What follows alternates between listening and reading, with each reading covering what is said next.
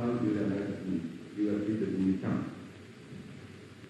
I get adequate food and adequate clothing and medical care when I require it. How do you think about what's so-called definite law? Do you think that's present about it? Well, I don't know what is happening.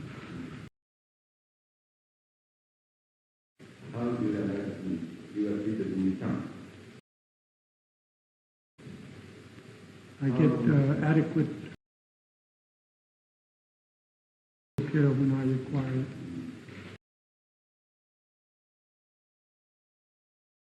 And adequate clothing.